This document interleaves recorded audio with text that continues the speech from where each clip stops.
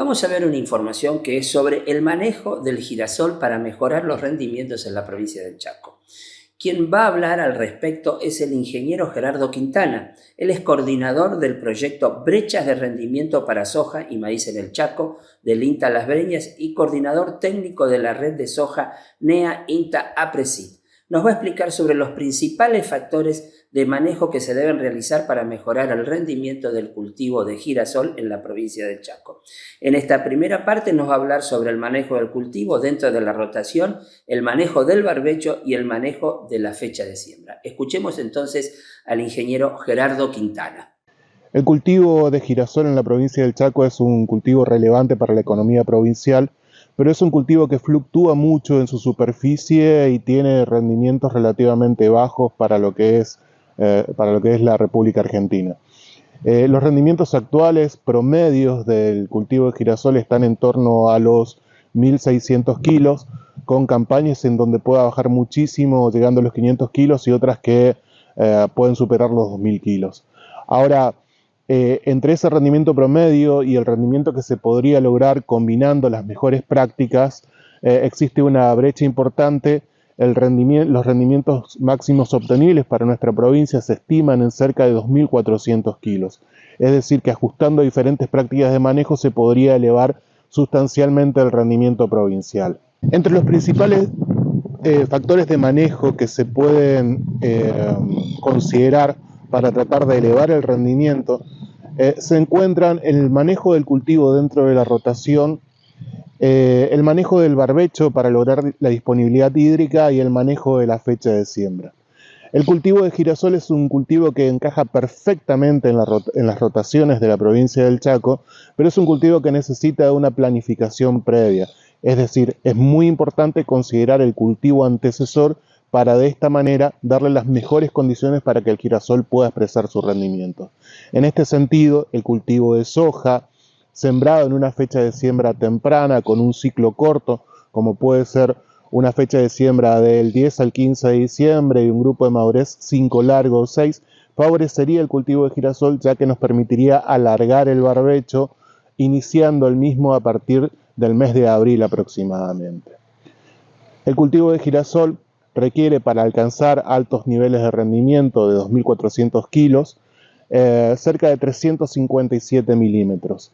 Pero las precipitaciones que ocurren durante el ciclo del cultivo solamente ofrecen el 65% de este requerimiento hídrico. Es decir, que el 35% restante debe ser obtenido a partir del agua acumulada en el perfil. Para lograr un cultivo de girasol exitoso, es necesario tener por lo menos acumulados en el perfil 120 milímetros al momento de la siembra. Y para alcanzar estos 120 milímetros es muy necesario alargar el periodo de barbecho, incluyendo las precipitaciones de abril ya disponibles para el cultivo de girasol, como hablamos anteriormente.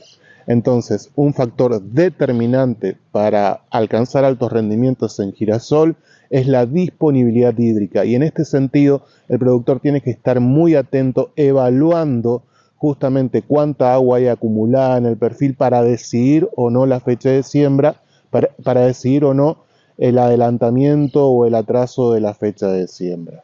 El otro factor que incide mucho sobre el rendimiento es la fecha de siembra. Y en este sentido, la elección de la fecha de siembra juega un papel preponderante, tratando de evitar la incidencia de factores climáticos adversos como son las heladas tardías y las altas temperaturas durante el llenado de grano.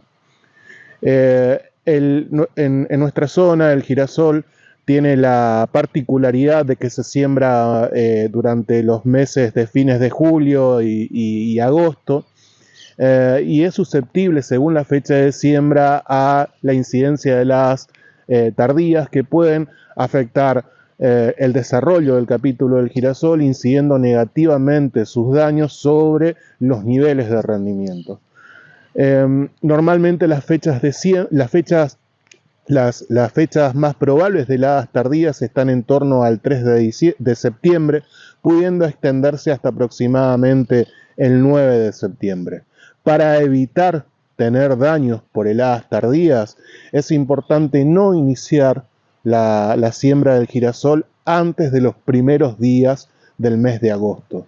Iniciar la fecha de siembra por delante de esta fecha, es decir, durante fines del mes de julio, eleva mucho los riesgos de incidencia de heladas tardías y los daños que esta puede provocar. Las fechas de siembra de mediados de julio realmente incrementan mucho más la probabilidad de tener ocurrencia de esos daños. Entonces es muy importante considerar el inicio de la fecha de siembra para eliminar o minimizar, mejor dicho, el riesgo de tener daños por heladas. Por otro lado, las altas temperaturas durante el llenado de grano afectan el peso del grano de girasol y afectan el contenido de aceite del girasol. Entonces también es muy importante a la hora de elegir la fecha de siembra considerar en qué momento va a caer el llenado del grano y que este no ocurra en los periodos que ocurren altas temperaturas. De por sí el girasol en nuestra zona ocurre durante el llenado de grano de girasol ocurre durante fines de primavera y principios de verano. Pero a medida que retrasamos la fecha de siembra, la incidencia de las altas temperaturas es cada vez mayor, disminuyendo el peso potencial del grano de girasol. Es por esto que para evitar perder peso y perder contenido de aceite en el grano de girasol, la fecha de siembra no debería extenderse más allá de los primeros 10 días de septiembre, justamente para evitar el riesgo de altas temperaturas en el llenado de grano. Es decir, que la fecha de siembra más propicia para nuestra región estaría desde los primeros días de agosto hasta no más allá del 10 de septiembre. Continuando con la información que nos trae el ingeniero Gerardo Quintana, ahora él se va a referir a la elección del híbrido para obtener altos rendimientos en el cultivo de girasol. Finalmente, el otro punto muy importante para el manejo del cultivo de girasol buscando obtener altos rendimientos es la elección del híbrido. Y esta es una práctica esencial ya que el costo del híbrido incide notablemente sobre el costo total del cultivo de girasol. Para la elección del híbrido es muy importante primero la caracterización del lote productivo, la caracterización del ambiente. Para esto es necesario considerar la cantidad de agua acumulada en el perfil, el nivel de fertilidad de nuestros lotes, el estado físico del suelo de nuestro lote, considerar la fecha de siembra, la probabilidad de precipitaciones, entre otros factores. El cultivo antecesor también es muy importante. A partir de esto uno podría caracterizar a los ambientes en aquellos que son de alta capacidad productiva, de capacidad productiva media o de baja capacidad productiva. Y en función a esta caracterización ambiental, elegir los híbridos. Para elegir los híbridos se debería considerar, en primer lugar, el potencial de rendimiento que ofrece ese híbrido y la capacidad de producción de aceite, la capacidad de producción de materia grasa. En segundo lugar, características agronómicas como puede ser, por ejemplo, el comportamiento frente a pájaros o frente a determinadas enfermedades. Y finalmente, considerar la estabilidad del rendimiento y la capacidad de adaptación o adaptabilidad que tengan estos híbridos, ya que en el mercado existen híbridos de alto potencial de rendimiento y estables, es decir, su rendimiento no fluctúa mucho en los diferentes ambientes en los que se lo siembre, pero también existen híbridos que tienen capacidad de adaptación a ambientes de alta capacidad productiva o ambientes de baja capacidad productiva.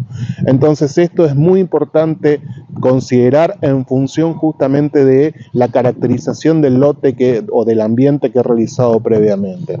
El INTA lleva adelante todos los años en diferentes regiones productivas del país y en diferentes estaciones experimentales de la institución, la Red Nacional de Girasol. Es una red pública donde se evalúan todos los híbridos disponibles y la información que genera esta está disponible en las páginas web del INTA y también de la Asociación Argentina de Girasol, ASAGIR.